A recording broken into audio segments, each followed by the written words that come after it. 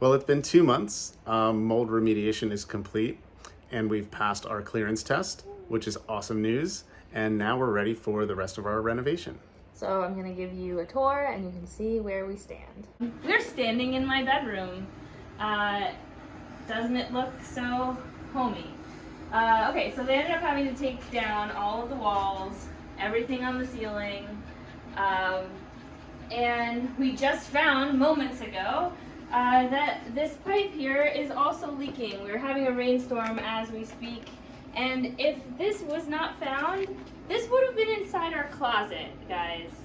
Like, we would have been storing our clothes next to this puddle that probably would have bred more mold again.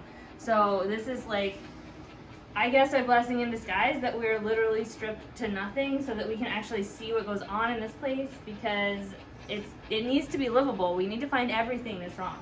This used to be a wall, and this is now, you can see through to the utility room, which is where like the sump pump is, and those are the communal washer dryer. Here is a not up to code light that was manually installed, and if you notice, it doesn't work.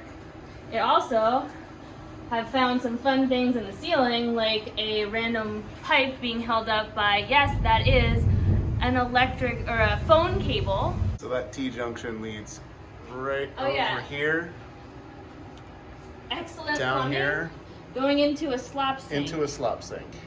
All the fun, wonderful things you can find when you take your ceiling down. We also uncovered some not up to code wiring. Everything in Jersey City has to be inside of a metal case. So basically they ran this wire not through metal casing to kind of DIY all the electricity. So here's a fun thing. They put the drywall right up against brick in this apartment. So as you see in the back, that wall was actually getting moist because the brick kind of wicks moisture up out of the ground or out of the other side of its wall, and it can create mold or grow mold on it. So they had to remove that, as did they have to remove all of the drywall off of this wall here. Looks like they just decided to, like, I don't know, put some construction adhesive and then stick it to the wall, because that's what's all over this brick.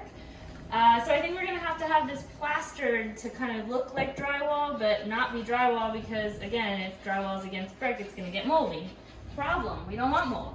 So in our linen closet as well, they had to strip everything out because it was drywall just stuck against brick, and we're gonna have them probably plaster the interior of that as well.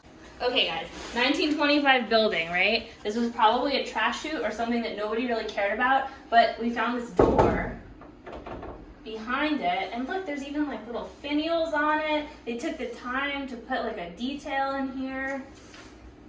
So cool, right? So, I mean, man, why don't we make stuff like this anymore? Like, Is that like everything's just junk. stamped tin or something like that? It could be. It's definitely a metal. You can hear that. Yeah. We might be able to strip this paint off. You can see there's a little rust on it, but potentially we could like get rid of this frame and just use that door as a cool feature in the apartment.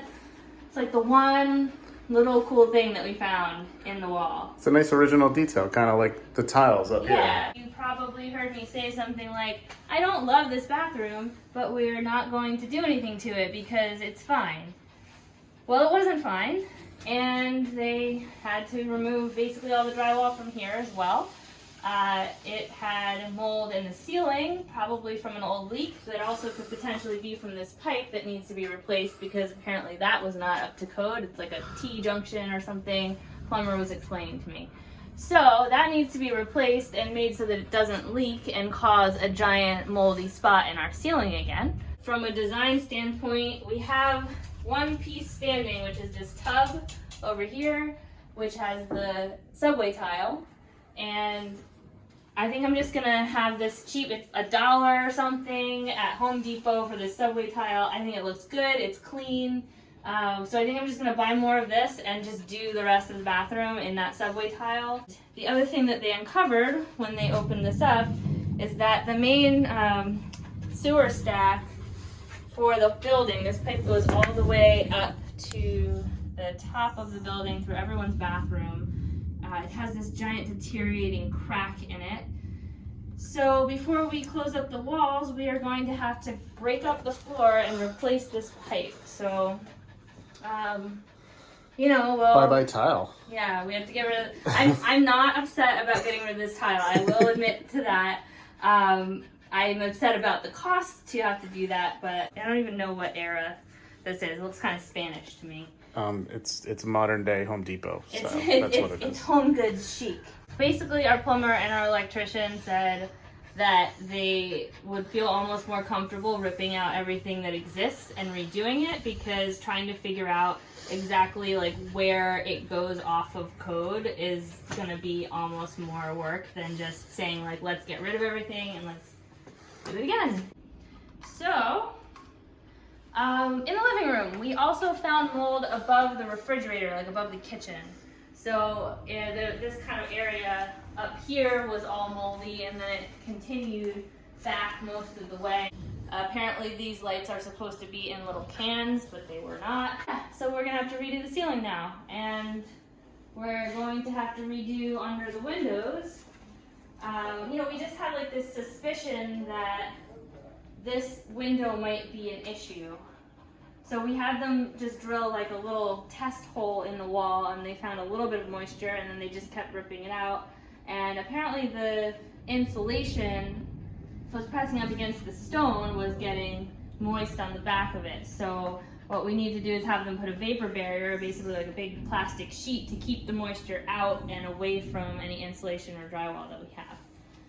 So that's that project. After all this happens, and we understand now how vulnerable this place is to water damage, we've decided against doing a radiant heating system because it's just so much money.